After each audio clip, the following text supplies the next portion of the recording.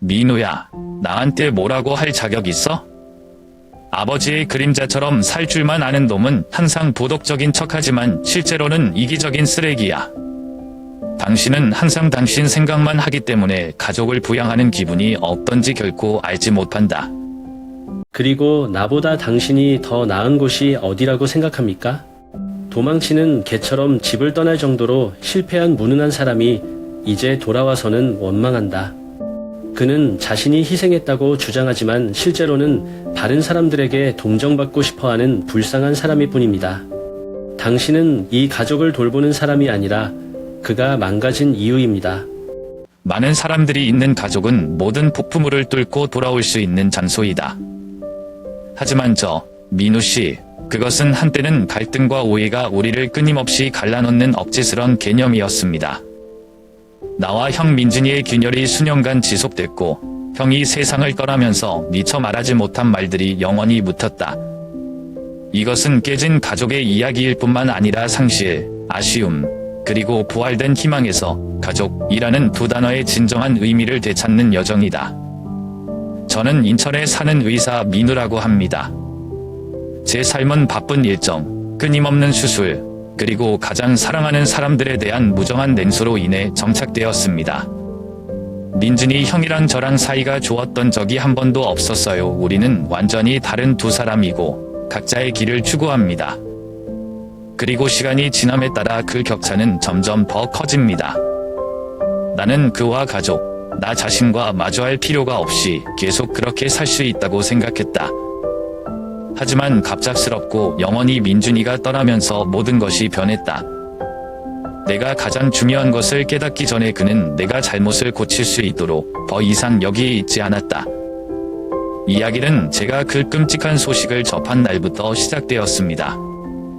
어느 날, 시간이 아니라 무심함이 모든 것을 망가뜨리는 것이라는 것을 깨닫게 되었습니다. 그리고 바로 그 고통에서 저는 영원히 잃어버린 줄 알았던 것을 되찾기 위한 여정을 시작했습니다. 폄하로운 거리들이 분주한 삶의 리듬으로 기섞인 인천에 사는 민우입니다. 큰 병원에서 의사라는 직업은 늘 나를 끊임없는 물레에 말려든다. 제 하루하루는 해가 뜨기 전에 시작해서 밤이 되면 끝납니다. 하지만 오늘 그 바쁜 일정은 거절할 수 없는 행사의 자리를 양보합니다. 바로 제 동생 민준의 아들, 민준의 결혼식입니다. 결혼식은 누구나 가고 싶어하는 서울 한복판의 호화로운 호텔에서 거행되었다. 아침에 엄마가 전화했을 때 그녀의 목소리는 다소 엄격했습니다. 가족뿐만 아니라 민준이를 위해 꼭 와야 합니다. 어쨌든 그는 내 친척이다. 어머니 말씀은 따지고 싶지 않아요. 그녀는 우리를 위해 너무 많은 희생을 했고 그녀의 말에는 항상 무게가 있었다. 하지만 솔직히 말해서 나는 이 재회를 전혀 기대하지 않았다. 홀에 들어서자 저는 이곳의 아름다움에 압도당했습니다. 길 전체에 펼쳐진 순백색의 꽃들, 마치 완벽한 그림을 그리는 것처럼 반짝이는 크리스탈 라이트. 고급 양복과 드레스를 입은 손님들이 우물쭈물거리며 이야기를 나누고 있다. 그러나 그 장면에서 내 마음은 혼란스러운 감정일 뿐이다. 멀리 떨어져 있는 민준이와 친구들과 이야기를 나누고 있는 모습을 보면 거리감이 밀려온다. 민준이와 마지막으로 제대로 얘기를 나눈 게 오래된 것 같아요. 어렸을 때 우리는 친구처럼 친했었다. 하지만 가족이 힘들어하자 모든 것이 변했고 민준은 집을 나가기로 결정했다. 그는 자신의 길을 택했고 나는 남아서 어머니와 함께 책임을 졌습니다. 그때부터 우리 사이의 대화가 어색해졌고 만날 때마다 거리와 침묵으로 가득 찼다. 우리의 시선이 군중들 사이에서 우연히 마주쳤을 때 나는 완전히 낯선 사람을 상대하고 있는 것처럼 느꼈다. 심지어 저는 궁금했습니다. 그가 정말로 제가 여기 있기를 원할까요? 아니면 제 등장은 단지 어머니가 계획한 의무일까요? 그러다 순간 민준의 눈빛이 살짝 누그러지는 게 보였다. 감사한 마음인지 다른 느낌인지는 잘 모르겠지만 앞으로 나아가야 할지 뒤로 가야 할지 몰라 그 자리에 서 있도록 만들었다. 이 이야기는 어디로 흘러갈까요? 잘 모르겠어요. 하지만 오늘 요란한 분위기와 밝은 결혼식의 미소 속에서 저는 한 가지를 깨달았습니다. 우리의 관계는 비록 금이 갔지만 회복 불가능한 것이 아니었습니다. 그냥 둘 다 그렇게 할 준비가 됐나요? 행사가 끝난 직후 사람들이 다과회장으로 이동하기 시작했을 때 저는 탈출구를 찾았습니다. 이곳의 공기는 생각보다 답답하고 나는 가능한 한 빨리 떠나고 싶을 뿐이다. 하지만 현관 쪽으로 달아가자 낯익은 목소리가 든 귀에서 들려와 나를 끌어당겼다. 민우야, 너도 나타날 줄 몰랐어. 민주는 완벽한 검은 정장을 입은 채 서 있었지만 눈빛은 전혀 불친절했다. 그는 웃었으나 그 웃음은 냉소적이고 냉소적이었다. 너처럼 바쁜 의사 노릇을 하면서 시간을 보내다니 정말 영광이야. 나는 마음속으로 솟구치는 불쾌감을 억누르며 돌아섰다. 깊게 숨을 들이마시고 나는 침착하려고 애쓰며 대답했다. 엄마가 오라고 했어. 나는 할머니에게 옳은 일을 했을 뿐이다. 민준이 눈살을 찌푸리며 째려보는 시선도 줄어들지 않았다. 그는 피식 웃으며 마치 나를 소일거리로 보는 것처럼 손을 무심하게 조끼 단추를 조정했다. 아, 그래. 항상 엄마를 위해서 이 가족이 너한테 정말 중요했던 적은 없었어. 그렇지. 민준이의 말은 일격이다. 그 자리에서 자존감이 으스러지는 느낌이었다. 그게 무슨 말이야? 나는 답답함을 숨길 수 없는 목소리로 물었다. 민준, 더 가까이 다가가 목소리를 낮추지만 도발적인 내 말입니다. 간단합니다. 넌 항상 거기 있지만 사실 별로 신경 안 써. 민호야 잘하는데 척은 잘해. 오늘에도 넌 나나 다른 가족들을 위해서가 아니라 엄마가 시켜서 여기 온 거야. 우리 주변의 공간은 마치 고인 것 같습니다. 회의장 인파의 요란한 웃음소리가 희미해지는 듯 민준의 중재만이 머릿속에 맴돌았다. 내가 모든 걸 다 이해한다고 생각하지 마. 저는 제 목소리를 떨지 않으려고 노력하며 말했습니다. 그러나 분노가 잠식하기 시작했다. 가족이 당신을 가장 필요로 할 때 떠나기로 선택했는데 그것이 당신을 나를 판단할 권리가 있다고 생각하세요? 민준의 눈빛이 갑자기 날카로워져 야유가 없었다. 나를 이해할 것 같다? 그는 목이 쉬었지만 억눌린 목소리로 말했다. 민우야, 이야기의 반은 몰라. 너는 내가 보고 싶은 것만 보고 너희 상아탑에서 나를 판단해. 나는 듣고 있는 것을 믿을 수 없다. 모든 것이 생각보다 더 치열해지고 있어요. 갑자기 뒤에서 어머니의 목소리가 들려와 긴장을 끊었다. 둘이 뭐 하는 거야? 다시 돌아왔습니다. 엄마는 거기에 서서 놀람과 실망이 섞인 표정을 지었다. 그녀는 우리를 보고 부드럽게 그러나 단호하게 말했다. 여기는 결혼식이지. 우리 둘이 말다툼할 장소가 아니다. 두 번 다시 보고 싶지 않아. 민준이 어깨를 으쓱하고 내가 더 이상 말을 하기 전에 돌아섰다. 나는 거기에 서서 안도감을 느껴야 할지 더 무거워져야 할지를 몰랐다. 그의 말은 여전히 내 뇌리에 맴돌았다. 너는 이야기의 반을 몰라. 당신은 무엇을 암시하고 있습니까? 내가 알지 못했던 숨겨진 구석이 아니면 단지 나를 상처 입히기 위한 말이었을까? 잘 모르겠지만 내 안에 불안감이 스며들기 시작했다. 결혼식이 끝나고 막 호텔을 나가려던 민준이가 갑자기 다가와 가까운 친척들과 작은 파티를 하자고 초대했다. 마음속으로 거절해야 한다는 걸 알았지만 엄마는 절 간절한 눈빛으로 쳐다보더니 민우야, 너 친척들 앞에서 가족들에게 굴욕감을 주지 마. 제발 부탁해 라고 하셨어요. 그래서 저는 남아서 비록 불편함은 시시각각 커졌지만요. 그 파티는 호텔의 작은 VIP룸에서 열렸는데 아늑하지만 여전히 고급스러웠다. 친척들이 즐겁게 건배하고 이야기를 나누기 시작했는데 나는 테이블 한 구석에 조용히 앉아 섞이려고 노력했지만 아무것도 할 수 없었다. 술잔을 든 민주는 오늘 결혼식을 올리기 위해 겪었던 고충을 털어놓기 시작했다. 그는 엄청난 비용, 재정적 압박, 그리고 친구들에게서 빌리고 참아야 할 때를 강조했습니다. 그의 이야기는 테이블의 모든 사람들을 거의 공감할 뻔하게 만들었지만 나는 앞에서 식어가는 수프에 집중하면서 침묵만 했다. 이야기가 거의 끝났을 때 그는 갑자기 나에게 돌아서서 의미심장한 목소리로 말했다. 민우야, 너는 그렇게 넉넉하게 살아서 가족을 좀 도와야 하지 않니? 이 결혼식을 올리기 위해 충분한 장소를 빌려야만 했어요. 그의 말은 모든 사람을 침묵하게 했다. 모두의 시선이 일제히 나에게로 쏠렸다. 나는 고개를 들어 침착한 표정을 지으려 애썼다.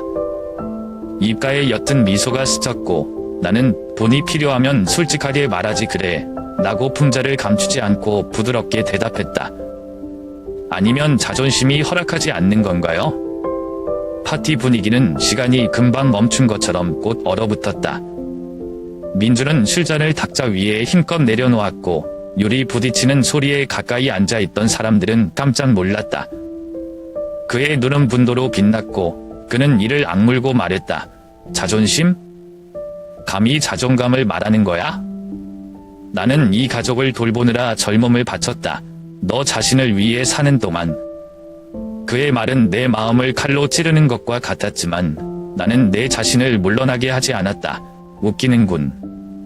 나는 낮은 목소리로 대답했지만 긴장을 감추지 못했다. 가족이 걱정된다고 하셨죠? 그는 가장 어려울 때 떠났고 어머니와 나는 남아서 스스로 꾸려 나갔다. 그런데 이제 와서 고생한 건 나뿐인 것처럼. 내가 겪은 일에 대해 내가 뭘 알아? 라고 민주는 탁자 위를 손으로 꽉 쥐며 한자 쩝쩝거렸다. 당신은 항상 당신과 같은 완벽한 남동생과 비교하면서 가족과 떨어져 살아야 하고 숫자에서 다시 시작해야 한다는 느낌을 이해한 적이 있습니다. 그가 한 말은 나를 아염케 했다. 나의 분노감은 혐오할 수 없는 당혹감으로 인해 떨쳐지는 것 같다. 순간 나는 그의 목소리에 담긴 가혹함이 시기심뿐 아니라 내가 생각하지도 못한 고통과 원망도 담겨 있다는 것을 깨달았다. 그러나 내가 대답하기 전에 어느새 우리 뒤에 서 있던 어머니로부터 가려운 기침 소리가 들려왔다. 엄마는 그걸로 충분하다고 생각했다고 그녀는 슬프지만 엄격한 목소리로 말했다. 할머니가 민준이를 보고 나를 보고 나무라기도 하고 고통스럽기도 한 눈빛이었다. 너희들은 형제인데 왜 이렇게 서로를 대하니? 민준아, 내가 고통받은 건 알지만 내 동생을 비난하는 것은 모든 것을 해결하는 방법이 아니야.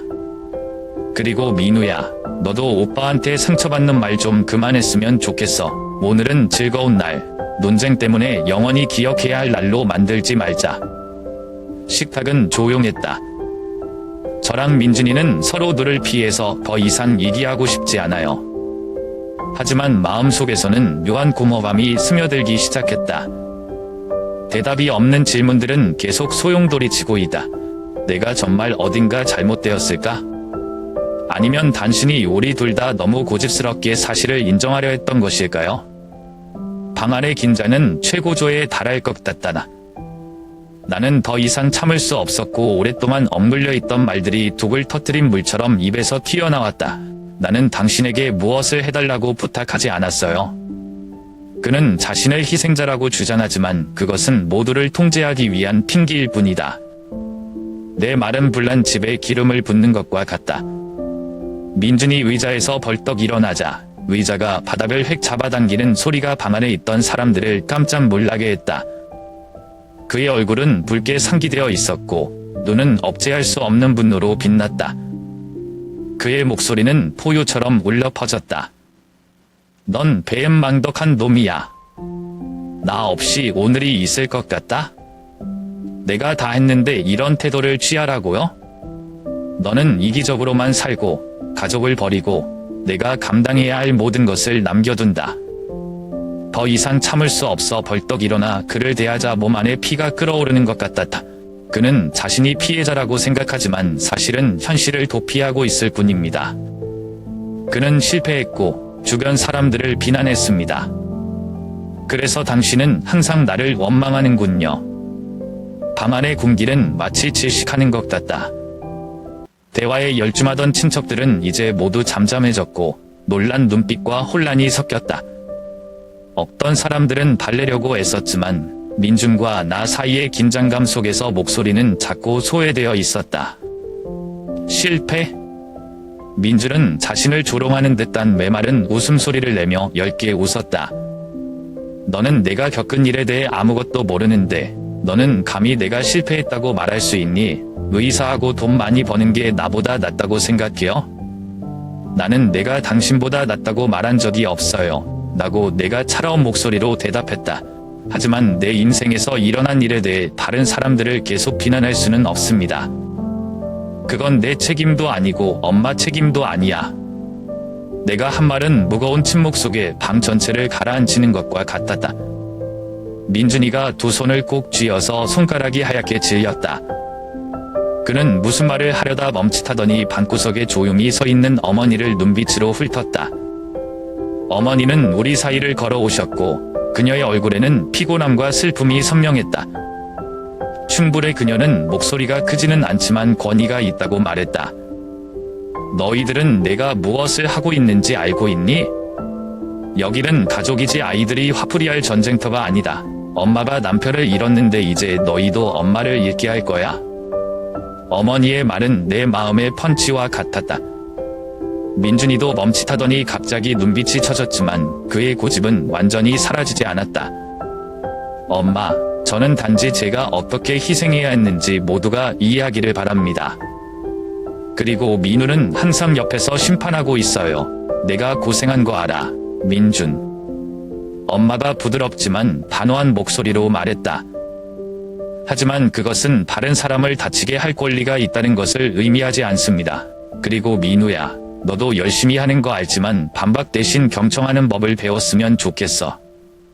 어른들 사이에서 혼나는 아이 같은 느낌의 고개를 숙였다. 엄마가 틀렸다고 해서가 아니라 저와 민준이 둘 다 너무 고집이 세서 아무도 양보하려 하지 않는다는 것을 깨달았기 때문입니다.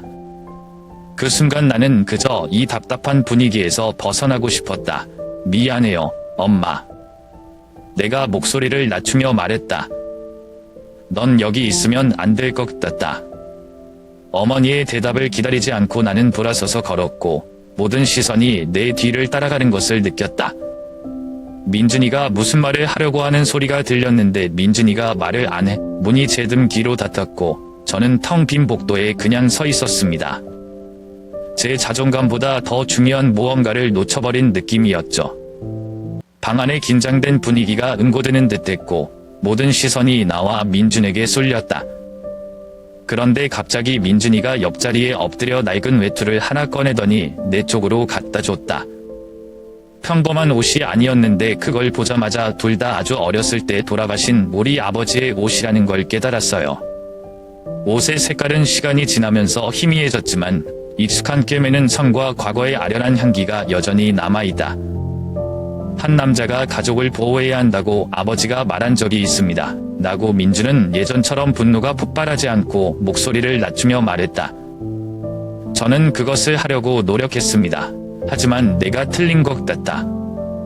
그의 말은 내 마음에 대한 강력한 타격과 같아서 이전의 모든 분노를 찢어버렸다. 나는 그의 손에서 셔츠를 잡았는데 마치 아버지의 기억의 일부, 오랫동안 잊고 있던 무언가를 쥐고 있는 것 같았다.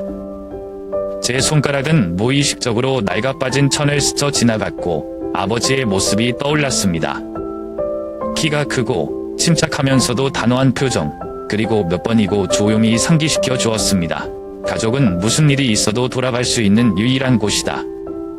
민준이가 나는 무슨 말을 하려고 했지만 모든 말이 목구멍으로 막혔다. 혼란스러운 감정들, 분노, 안타까움, 그리고 심지어 비통함도 저를 계속 감싸고 있어서 어떻게 표현해야 할지 몰랐습니다. 민준이 잠시 나를 바라보자 눈빛에는 전에 본 적이 없는 깊은 슬픔이 담겨 있는 것 같다. 그는 더 이상 아무 말도 하지 않고 고개만 끄덕이고는 등을 불려 방을 나갔다. 그의 등 뒤에서 문이 닫히는 소리는 우리 사이의 거리가 물리학뿐 아니라 쉽게 지워지지 않는 마음의 균열이라는 주장처럼 울려 퍼졌다. 저는 거기 서서 아버지의 옷을 손에 쥐고 있었는데 이름 모를 감정들이 뒤섞여 있었습니다. 그의 아버지를 잃은 아픔뿐만 아니라 서로를 진정으로 이해하고 공감하지 못한 형제들의 세월에도 안타까움이 밀려왔다. 왜 일이 이 지경까지 되었을까요? 제가 너무 냉정해서 그런 건가요? 아니면 민준이 어깨에 너무 부담을 주고 한 번도 얘기를 안 해서 그런 건가요? 방 안의 사람들은 여전히 조용했고 아무도 감히 무거운 분위기를 깨뜨리지 못했다. 한 나이 든 친척이 일어나서 내게 다가와 내 어깨에 손을 얹고 말했다. 민우야, 가끔 부담감이 항상 눈에 띄는 건 아니야. 민준이는 그냥 자기가 겪은 일을 알아주길 바라는 것 같아요. 가족은 서로를 알아가는 것이지 비난이 아니다. 나는 대답하지 않고 기계만 끄덕였다. 어른들의 말은 항상 옳지만 정말로 따르는 것은 결코 간단하지 않다. 손에 들고 있는 옷을 보며 저는 자문하지 않을 수 없었습니다. 이제 아빠가 이 관계를 바로잡기 위해 무언가를 해야 할 때라는 것을 상기시켜주고 싶어 하셨던 방법이었을까? 엉뚱한 생각 속에서 민준과 나는 어쩌면 우리 둘 다 아버지의 가르침을 받기 위해 서로 다른 방식으로 서로 노력하는 사람이라는 것을 잊어버린 채 나 자신의 상처와 원망들에 너무 몰두하고 있는지도 모른다는 것을 깨달았다. 다만 우리가 다시 선택한 길은 서로 일치하지 않는다. 결혼식 이틀 후 제가 병원 사무실에 앉아 있을 때 병원 서류와 끊임없이 울리는 전화 소리 사이에서 어머니의 전화가 갑자기 끊겼습니다. 그녀의 목소리는 침착하려고 노력했지만 실패하는 것처럼 떨렸다. 민우야, 내 동생. 형제가 사고를 당했습니다. 많이 다쳤어요. 나는 순간 심장이 멎는 것 같다. 나는 벌떡 일어났는데 손에 들고 있던 전화기가 하마터면 땅에 떨어질 뻔했다. 엄마가 뭐라고? 그는 어디야? 제 목소리가 다급해졌고 감출 수 없는 공허한 상태도 있었습니다. 엄마는 서울 병원에 계세요. 방금 수술하고. 하지만 그것의 상태는 아주 위험해요. 라고 말하며 울부짖는 듯한 어머니의 음성이 울먹였다. 저는 병원을 어떻게 떠났는지 기억이 나지 않습니다. 제가 도착했을 때 제 다리는 거의 회복실 문 앞에 주저앉아 있었습니다. 희미한 불빛이 비치는 하얀 방에서 민준은 병상에서 꼼짝도 하지 않고 누워 있었다. 그의 얼굴은 창백했고 온몸에 붕대가 감겼으며 기계음이 옆에서 한결같이 울리는 것은 생명의 연약함을 강조하는 것 같다. 어머니는 침대 옆에 앉아 이루 말할 수 없는 울음소리에 어깨를 들썩였다. 들어섰지만 죄책감에 붙잡힌 듯 발이 무거웠다. 엄마 우는 거 보고 민준이 누워있는 거 보니까 보이지 않는 손에 쥐어뜯기는 기분이야. 이야기 어떻게 된 거예요? 나는 물어보려고 했지만 목이 쉬었다. 민준이는? 그는 옛 친구를 만나기 위해 고향으로 차를 몰고 갔다. 도로에서 차가 통제력을 잃고 칸막이에 부딪혔다. 어머니가 말했다. 눈물이 볼을 타고 흘러내렸다. 의사는 그가 심각한 뇌 손상을 입었다고 말했다. 민우야, 엄마가 무서워. 깨어나지 않을까봐. 어머니의 말씀은 일격이었다. 침대 곁으로 달아가 민준이를 자세히 보니 잠만 자고 있으면 깨어나서 나와 말다툼을 할 것 같다다. 하지만 아니, 너무 조용해서 미칠 지경이었어요. 엄마가 저는 할머니 옆에 앉아서 떨리는 손을 어깨에 얹고 위로해드렸지만 저도 무슨 말을 해야 할지 몰랐습니다.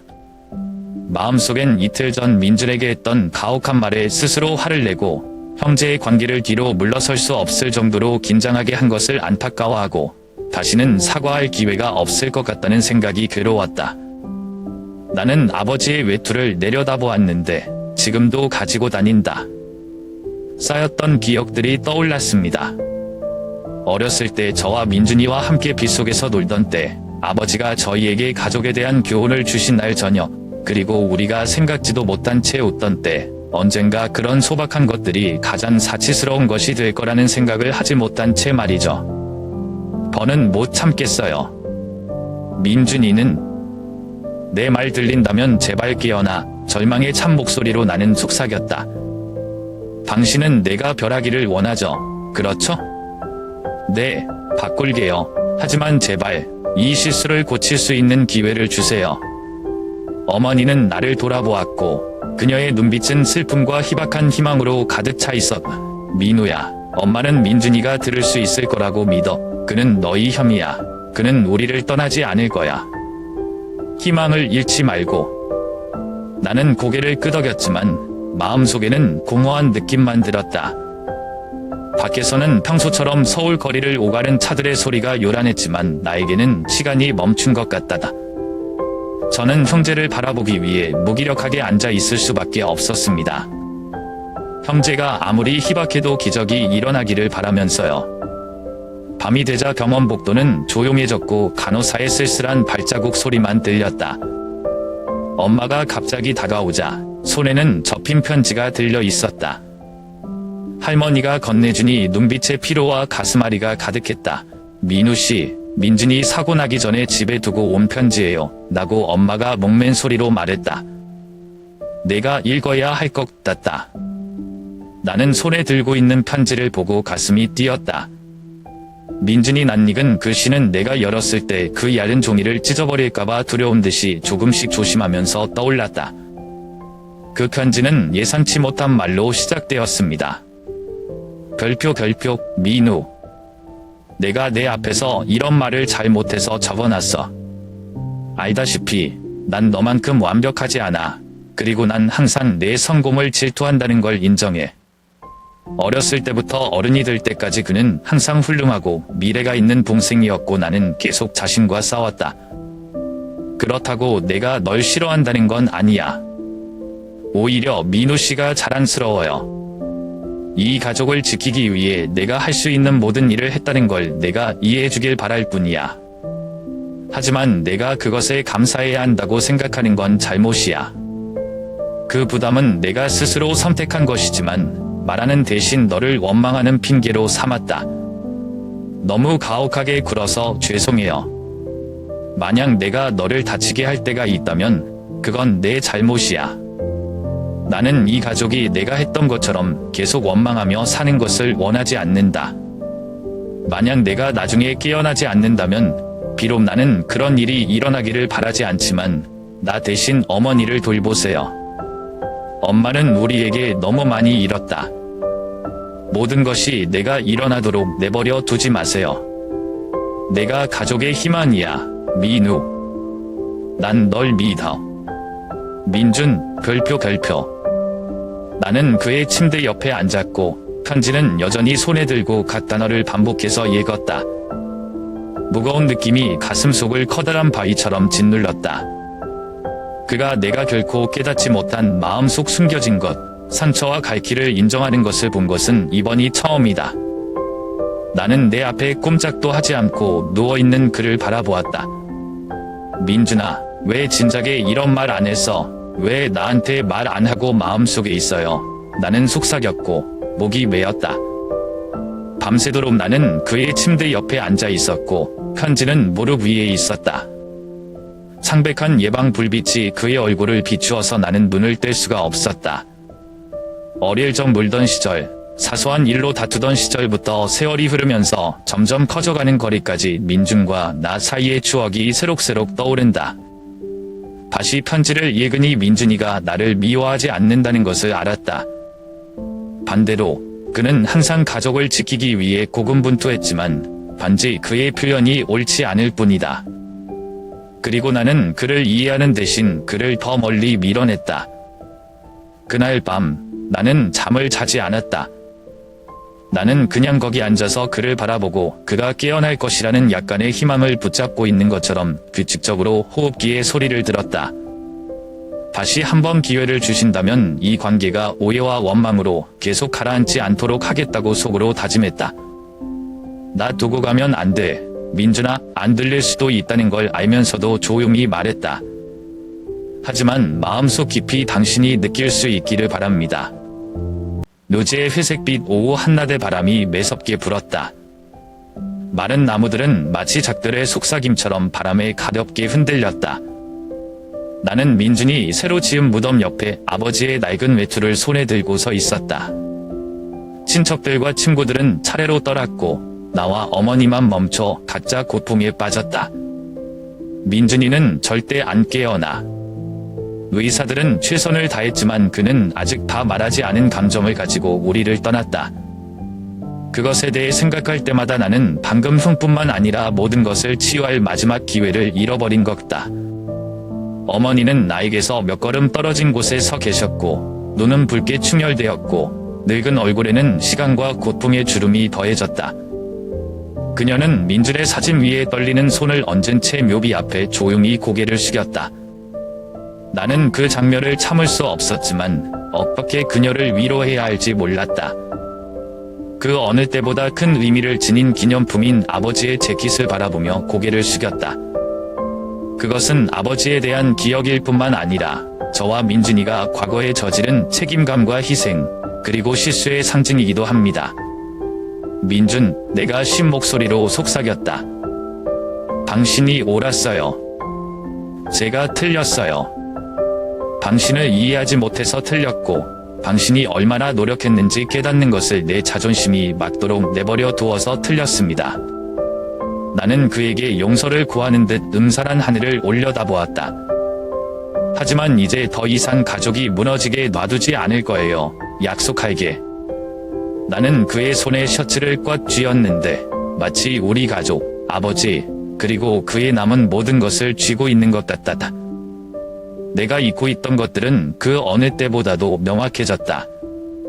가족은 돌아갈 곳이 아니라 지키고 보호할 곳이기도 하다. 엄마가 내 옆으로 와서 내 어깨에 손을 살짝 얹었다. 민욱라고 그녀가 작지만 단호한 목소리로 말했습니다. 저는 다 컸어요. 민준이는 내가 더 이상 없어도 자랑스러워할 거라고 믿어. 엄마를 돌아보니 마음이 무겁지만 결의도 가득하다. 저는 엄마가 더 이상 고통을 겪게 하지 않을 거예요. 약속할게. 그리고 민준이랑. 우리는 그곳에 조용히 서서 무덤을 내려다보았다. 비록 고통은 여전히 남아있지만 저는 그것이 저와 민준에게 일어났던 것처럼 저와 어머니를 갈라놓을 무언가로 변하게 할 수는 없다는 것을 알고 있습니다. 누즈를 떠나는 길에 나는 외투를 꼭 붙들었다. 이제부터 이 셔츠는 제가 오늘 한 약속과 가족을 지키기 위해 무엇을 해야 하는지, 과거의 실수를 결코 반복하지 않도록 항상 상기시켜 줄 것입니다. 민준이의 장례식이 있은 지 몇 주 후, 나는 병원에서 일상으로 돌아왔다. 하지만 지금은 상황이 예전 같지 않다. 내일 일을 마치면 예전처럼 사무실에서 더 이상 지체하지 않고 바로 어머니가 기다리던 집으로 돌아간다. 어느 날 저녁, 두 사람이 식사를 할 때 어머니는 갑자기 너는 변했어, 민욱라고 말했다. 느꼈어요. 내가 노력하고 있는 거 알아. 그리고 내가 자랑스러워. 그 말이 나를 뭉클하게 했다. 자랑스러움 때문이 아니라 민준이를 생각나게 했기 때문이다. 나는 당신이 무엇을 남겼는지 알아내는데 더 많은 시간을 할애합니다. 어느 날 오후, 나는 어머니가 가족의 기념품을 보관하고 있는 벽장 구석에서 오래된 상자를 발견했다. 민준이의 일기장이 들어있어요. 나는 천천히 각 페이지를 열고 그가 쓴 글을 읽었다. 각 페이지를 통해 나는 그가 참았던 고통, 감히 인정하지 못하는 외로움, 그리고 그가 나에게 결코 말하지 않은 것들을 볼 수 있다. 그는 실망에 대해 썼지만 희망적인 글도 있었다. 민우 씨, 제가 당신을 이해하지 못한다고 생각하시는 건 알지만 사실 저는 항상 당신이 자랑스러워요. 나는 단지 표현하는 방법을 모른다. 나처럼 될 필요는 없지만 내가 하지 못한 일을 하세요. 이 가족을 지키고 아무도 나처럼 외로움을 느끼지 않도록 하세요. 그 글고들은 나로 하여금 생각을 멈출 수 없게 했다. 우리가 아무리 다르더라도 그는 항상 가족을 위해 좋은 것을 원한다는 것을 깨달았습니다. 조금씩 변하기 시작했습니다. 저는 어머니와 더 많은 시간을 함께 보내고 질문을 하고 할머니가 옛날 이야기를 들려주는 것을 들었다. 아버지에 대한 추억, 민준에 대한 추억, 어렵지만 사랑이 가득한 날들에 대한 추억. 저도 민준이랑 사이가 멀었던 친척분들과 적극적으로 다시 연결해서 하루는 민준이 무덤 앞에 서면 아버지의 낡은 외투를 들고 다닌다. 나는 무덤에 꽃다발을 살며시 올려놓고 그의 사진을 보며 걱정할 필요 없어, 민준아. 제가 대신 약속을 지키겠습니다. 우리 집에는 금이 가지 않을 것이다. 약속할게. 나는 셔츠를 어깨에 걸치고 유난히 따뜻함을 느꼈다. 어쩌면 그것이 연결의 느낌일 수도 있고 제가 간직하고 있는 것의 느낌일 수도 있습니다. 비록 민준이는 더 이상 여기 없지만 그는 여전히 내 마음속에 있다. 그날부터 나는 나 자신뿐만 아니라 가족을 위해, 그가 남긴 것을 위해, 그리고 내가 그에게 은밀히 반복한 약속을 위해 살았다. 인생은 계속되지만 다시는 가족이 깨지지 않도록 확실히 알고 있습니다.